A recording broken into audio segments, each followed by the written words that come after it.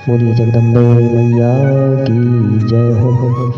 आज का प्रसंग है माँ भगवती का अवतरण और बाष्कल, दुर्मुख, चीकचारुक्य, ताम्राक्ष, अश्लोमा, बिडालाक्ष सहित महिषासुर का वध। यही प्रसंग सुनाने जा रहे हैं। आशा करते हैं यह प्रसंग आपको अवश्य ही पसंद आएगा। यह प्रसंग श्रीमद् देवी भागवत महापुराण के पंचम स्कंद से लिया गया है। यह प्रसंग भगवान श्री वेदव्यास जी महाराज जन्मेजय को सुना रहे हैं। जब महिषासुर ने इंद्र को पराजित कर इंद्रासन को अपने अधिकार में ले लिया, तब सारे देवता इंद्र, ब्रह्मा जी, शिव जी मिलकर वैकुंठ भगवान विष्णु जी के पास गए और भगवान विष्णु जी से बोले, हे भगवान, अब आप ही हमें इस विकट समस्या से बाहर निकालें, क्योंकि महिषासुर के अत्याचार बढ़ते जा रहे हैं और उसे वरदान प्राप्त है कि कोई स्त्री ही उसे मार सकती है, अन्यथा वो किसी के हाथों से नहीं मारा जा सकता है। हे प्रभु, आप ही इस समस्या का कोई हल निकालकर हमारी रक्षा करें। तब भगवान विष्णु ने हृदय में ध्यान कर कहा, अब देवी के अवतरण का शुभ समय आ गया है। परमपिता परमात्मा की प्रेरणा से ब्रह्मा जी के शरीर से एक महान तेज पुंज प्रकट हो गया। इसके बाद भगवान शिव जी के शरीर से एक अद्भुत एवं विशाल तेज प्रकट हुआ। इसके पश्चात भगवान विष्णु के शरीर से एक दूसरी तेजो राशि प्रकट हुई। इसके बाद इंद्र सहित सभी देवताओं के शरीर से पृथक पृथक तेज प्रकट हुए। सबके विग्रह से निकले हुए तेज एकत्र हुए और एक महान प्रज्वलित पुंज बन गया और देखते ही देखते देवताओं का वह तेज पुंज एक परम सुंदर स्त्री के रूप में परिणत हो गया और उस देवी के 18 भुजाएं थी। वह परम सुंदर देवी थी। सभी देवताओं ने वस्त्र, आभूषण और अस्त्र शस्त्र उस देवी को प्रदान किए। सभी देवताओं ने देवी की स्तुति की। माँ ने जब जोरों से गर्जना की तो महिषासुर के गुप्तचरों ने माँ की झांकी देखी और मोहित हो गए और महिषासुर से माँ के सौंदर्य रूप का वर्णन किया। कहा, संसार में हमने इतनी सुंदर स्त्री आज तक नहीं देखी। महिषासुर ने ये सारा वर्णन सुन के अपने मन में उस देवी से विवाह करने की ठानी और अपने मंत्री को देवी के पास विवाह का प्रस्ताव लेके भेजा। महिषासुर खुद इसलिए देवी के सामने नहीं गया। उसने सोचा, मेरी भैंसे की आकृति है, सर पे सींग है, इसलिए वह सुंदरी मुझे पसंद नहीं करेगी। यह सोचकर मंत्री को भेजा। महिषासुर के मंत्री के हाथों देवी माँ ने ये संदेश महिषासुर को भेजा। मंत्री ने संदेश आके महिषासुर को सुनाया। देवी ने संदेश भेजा कि संपूर्ण दैत्यों को मारने के लिए ही मैं प्रकट होती हूँ, इसलिए आज मेरा यहाँ आना हुआ है। उस पापी महिषासुर के पास जाकर उसे कहना, अरे मूर्ख, मेरे बाण तेरे शरीर को लक्ष्य बनाएं, इसके पूर्व ही पाताल चले जा, इसी में तेरी भलाई है। यदि तेरे मन में युद्ध करने की इच्छा है तो अभी अपने संपूर्ण महाबली वीरों के साथ यहाँ चला आ। इस प्रकार संदेश सुनकर महिषासुर क्रोधित हो जाता है। अत्यंत क्रोधित होकर महिषासुर दुर्मुख को देवी जगदम्बा को बलपूर्वक पकड़कर लाने की आज्ञा देता है। व्यास जी महाराज कहते हैं, हे राजन, महाबाहो बासकल और दुर्मुख वहां से चल पड़े। मंदोमत दानव समरांगण में पहुंच गए। वहां भगवती जगदम्बा विराजमान थीं। वे दानव पूरी शक्ति लगाकर देवी के ऊपर बाण बरसाने लगे। फिर तो बासकल और देवी में अत्यंत भयंकर युद्ध आरंभ हो गया। भगवती के पास एक अर्धचंद्र नामक बाण था। उसे उन्होंने बासकल के धनुष को छिन्न भिन्न कर दिया। तब वह दैत्य हाथ में गदा लेकर मारने के लिए देवी पर टूट पड़ा। देवी क्रोध से उबल उठी, त्रिशूल से उसकी छाती में भीषण प्रहार किया। चोट लगते ही बासकल जमीन पर गिर पड़ा और उसके प्राण पखेरु उड़ गए। बासकल के मर जाने पर अत्यंत शक्तिशाली दुर्मुख समर में देवी के सामने उपस्थित हुआ। अब भगवती चंडिका और दुर्मुख दोनों में परस्पर घमासान लड़ाई होने लगी। भगवती जगदम्बा ने अपनी तीखी तलवार से किरीट सहित उनके मस्तक को धड़ से अलग कर दिया। जब दुर्मुख युद्ध में मारा गया तब यह समाचार सुनकर महिषासुर ने कहा, दुर्मुख और बासकल बड़े वीर सूरवीर दानव थे। एक सुकुमार कन्या के हाथ वे युद्ध भूमि में सदा के लिए सो गए। यह कितने महान आश्चर्य की बात है। इस प्रकार अमित पराक्रमी महिषासुर के कहने पर उसका सेना अध्यक्ष महारथी चिक्षाराख्य बोला, हे राजन, एक स्त्री के मार डालने में कौन सी चिंता की बात है, मैं उसका वध कर डालूंगा। यूं कहकर कुछ सैनिकों को साथ ले वह रथ में बैठा और चल दिया।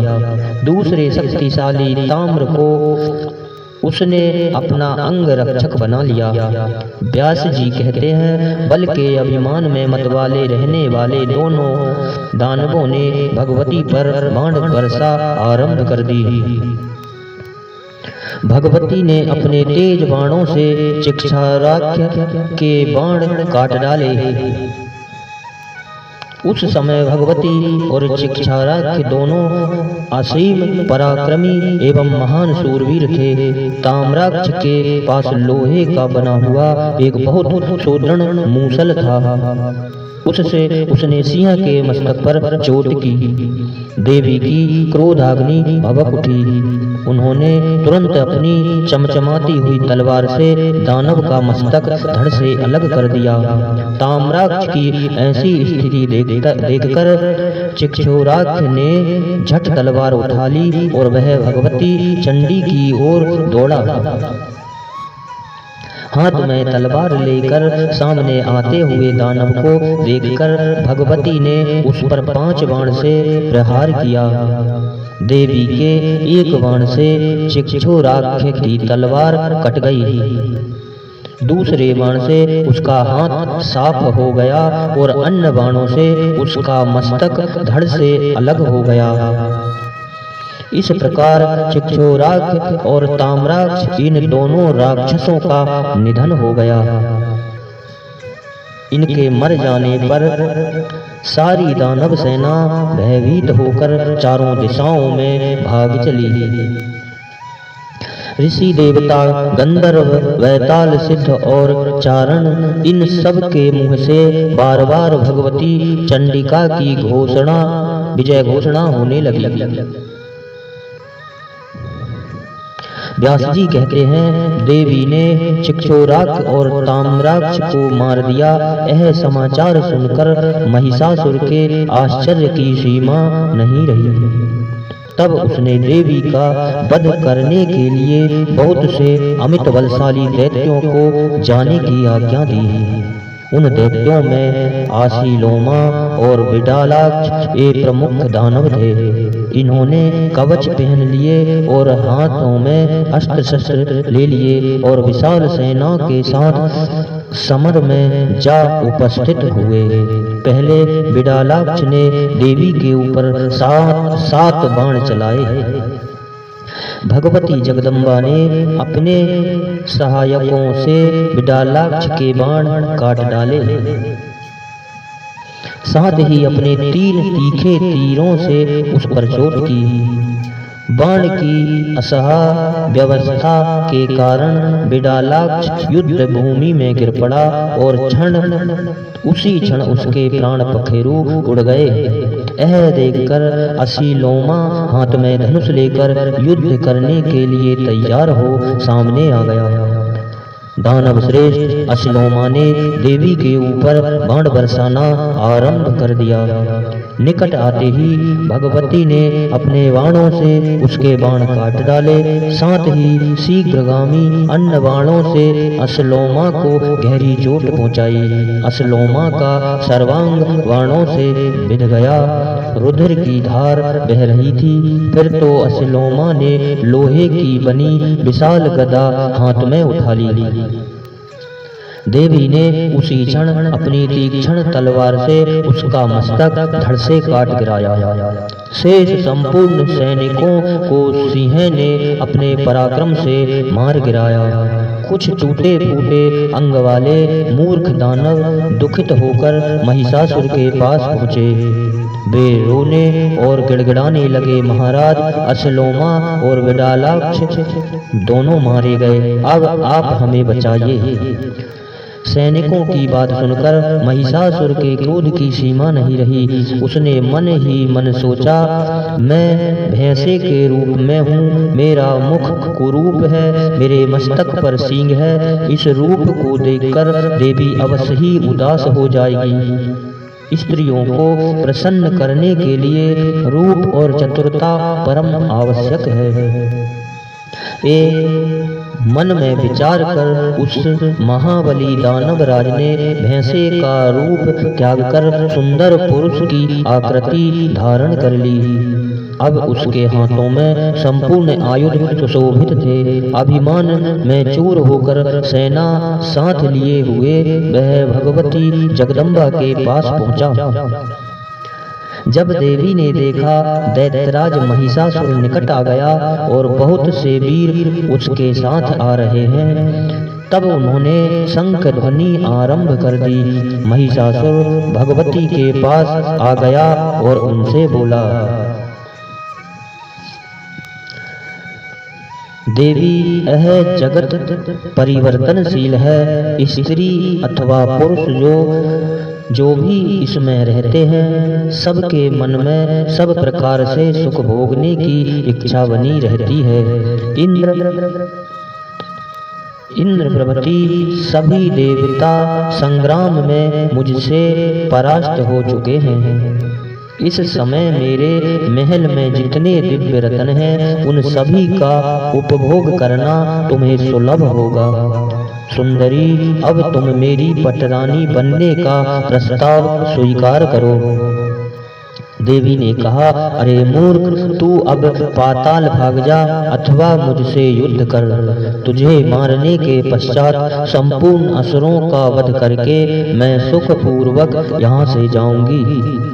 जब जब संत पुरुषों पर कष्ट पहुँचता है, तब तब उनकी रक्षा करने के लिए मैं देह धारण करके प्रकट होती हूँ। भगवती जगदम्बा के यूं कहने पर महिषासुर हाथ में धनुष लेकर युद्ध करने की अभिलाषा से समरांगण में उपस्थित हो गया।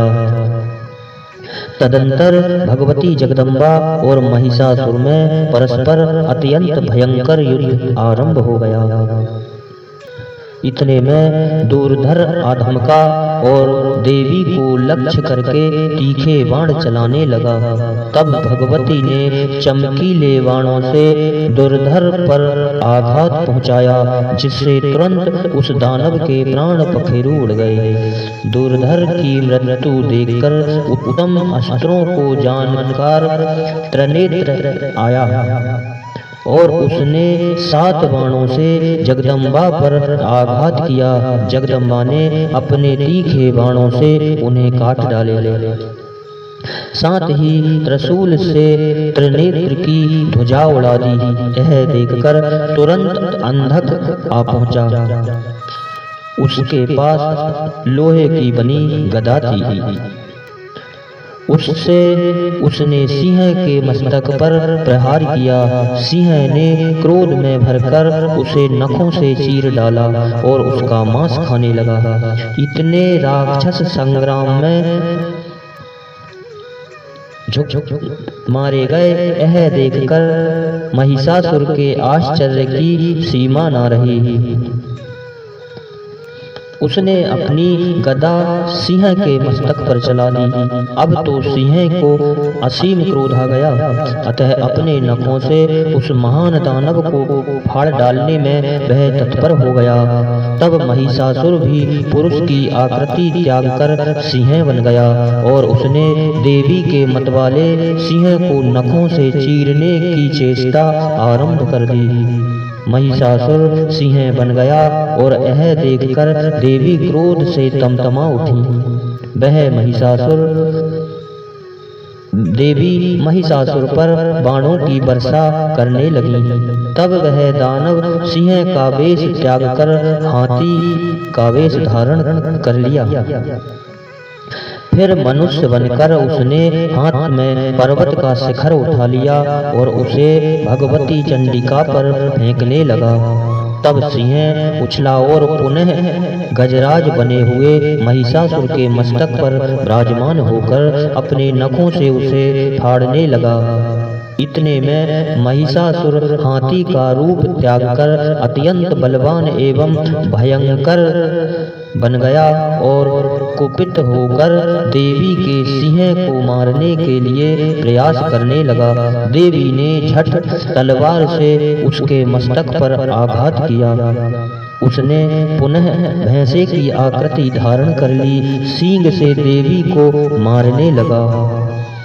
भगवती चंडिका उसी क्षण त्रिशूल उठाकर महिषासुर पर झपटी। उस दुरात्मा की छाती पर बलपूर्वक तीखे त्रिशूल से आघात किया। चोट लगने पर महिषासुर भूमि पर गिर पड़ा। एक मुहूर्त तक उसकी चेतना लुप्त सी रही, परंतु वह फिर उठ खड़ा हुआ। पैरों से वेग पूर्वक देवी पर प्रहार करने लगा। तदंतर भगवती जगदम्बा ने 1000 अरों वाला श्रेष्ठ चक्र हाथ में उठा लिया। उस चक्र के लगते ही महिषासुर का मस्तक धड़ से अलग हो गया। क्रूर महिषासुर के मर जाने पर बचे हुए संपूर्ण दानव भय से संत्रस्त हो उठे।